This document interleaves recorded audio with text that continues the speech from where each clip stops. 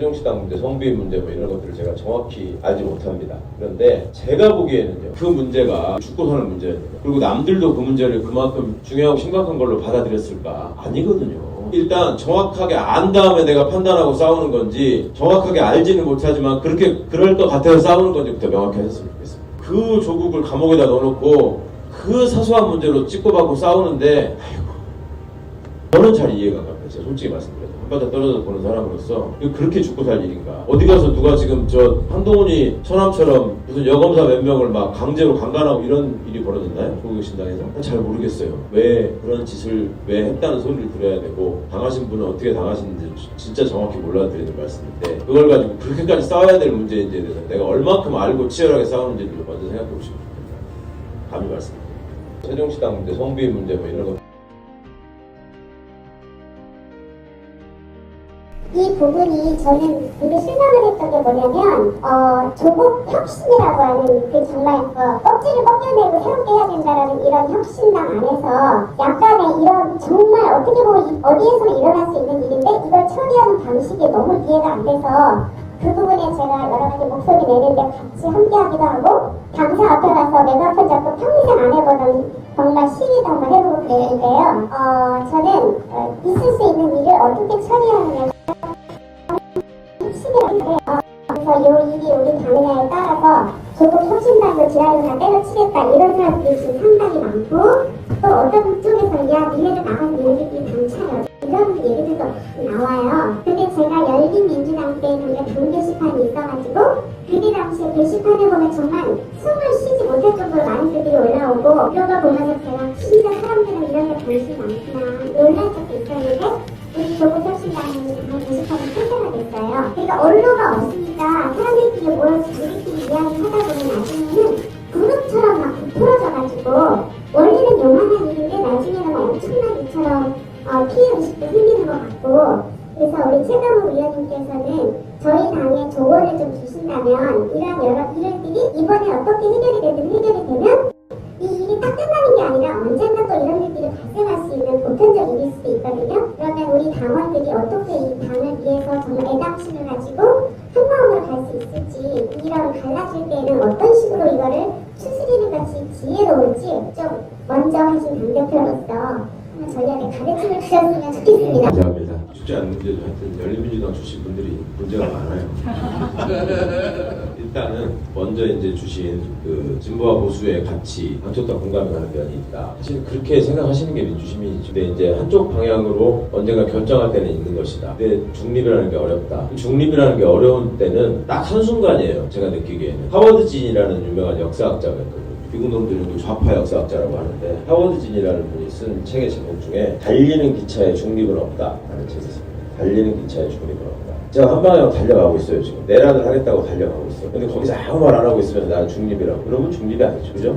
한덕수 같은 것들 시끌시끌 하잖아요. 우리 공무원들이 대부분 그런 스타일. 아무것도 안 하고 이것들이 지네 잘못한 게 없다. 그런 거에는 중립이 없는 겁니다. 그런데 이 기차가 어느 쪽으로 가야 되냐, 서울로 가야 되냐, 부산으로 가야 되냐, 이거에 대해서는 자기 판단이 있어요. 그죠? 근데 서울로 가야 되냐, 부산으로 가야 되냐를 판단하는 데 전제가 돼야 되는 거는 왜 그렇게 판단하는지 설명할 수 있어야 돼요. 그냥 부산으로 가는 게 좋다. 그러면은 지금 이 순간에 왜 부산을 선택해서 부산으로 가야 되느냐를 설명할 수 있어야 돼요. 근데 대부분 그거를 그렇게까지 설명할 수 없어요. 생각을 별로 안 하기 때문에. 느낌상 이러면 부산으로 가자. 이런 경우가 꽤 많거든요. 그러니까 그런 점에 대해서 조금 고민하고 하자는 의미로 생각하면서 살지 않으면 사는 대로 생각하게 된다는 말씀을 드린 거고요. 그렇다 보니까 이거를 이제 더 세게 끌고 갈 힘이 있는 쪽은 일단 이걸 한쪽으로 끌고 가버리면 생각을 안 하기 때문에 그대로 딸려온다는 걸 알아요. 그러니까 그렇게 어거지를 써서라도 끌고 가는 거예요. 개돼지들이 많으니까. 그리고 그 다음에 이제 무슨 세종시당 문제, 성비위 문제 뭐 이런 것들을 제가 정확히 알지 못합니다. 그런데 제가 보기에는요, 열린민주당 때도 제가 좀 많이 느꼈던 건데, 당원분들은 모르시겠지만 제가 열린민주당 당대표를 했던 기간이 제 인생에서 가장 힘든 시간이었어요. 겉에서 볼 때는 아주 그냥 개혁적이고 혁신적이고 진보적인 사람들이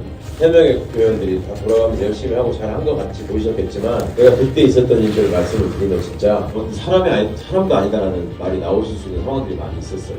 그렇지만 외부에서 잘 모르시잖아요. 그리고 열린민주당 게시판에 대해서 말씀해 주셨는데, 열린민주당 게시판에다가 게시글을 쓰시는 분들이 전 당원이냐? 아니죠. 거기다가 글을 쓰시는 분들은 정말 소수 극렬 과격 당원들이 쓰시는 게 맞아요.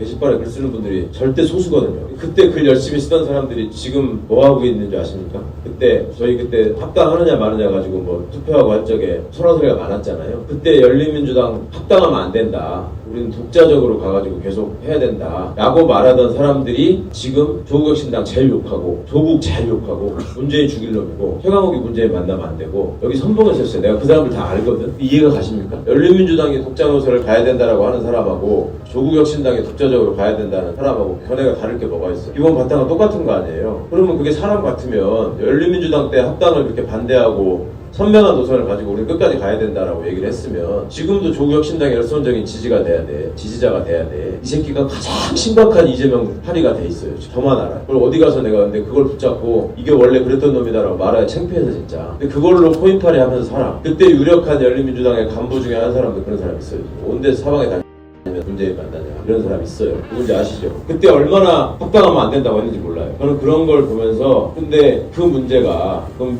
좀 지나고 나서 보니까 그게 죽고 사는 문제예요. 그리고 남들도 그 문제를 그만큼 중요하고 심각한 걸로 받아들였을까? 아니거든요. 지금 조국혁신당에서 세종시당이 어떻든 성비가 어떻든 그거를 정확하게 사실관계를 아는 분이 몇 분이나 될까요? 당선이 아니면 모르는 거 아니에요. 남 얘기 다 주워 듣고서 지금 떠드는 거예요 또. 왜냐하면 여기 다른 사람보다 누구보다도 열정적이고 말하기 좋아하는 분들이 많기 때문에 열린민주당 때처럼 내가 그걸 알거든요. 근데 일단 정확하게 안 다음에 내가 판단하고 싸우는 건지 정확하게 알지는 못하지만 그렇게 그럴 것 같아서 싸우는 건지부터 명확히 하셨으면 좋겠어요. 그 다음에 무슨 판단이 있어야지 그냥 내가 보기에 나는 누구누구가 좋은데 저희가 하니까 저 말이 맞는 것 같아. 이건 아니죠. 그건 자기 생각이 아니잖아요. 그 개돼지의 생각이죠. 그러니까 그런 점에서부터 다시 좀 생각해 보셨으면 좋겠고 아까 제가 말씀드린 H.O.T하고 잭스키스가 그렇게 팬들끼리 싸우는데 그냥 다 한 발짝 떨어져서 한국 가요를 좋아하고 아이돌을 좋아하는 사람들이 볼 때 조국혁신당도 좋아하고 민주당을 좋아하는 사람들이 볼 때 선거를 앞두고 저게 저래야 될 일이냐 지금 그 점에 대해서 좀 생각해 보셨으면 좋겠다. 판단하시는 데 있어서 여러분들이 다 모르시겠지만 조국 대표 없었을 때 그러면 조국혁신당 국회의원 12명을 똘똘 뭉쳐서 그러면 한마음 한뜻으로 잘 했느냐? 그렇습니까? 아니요. 그래 보이셨습니까?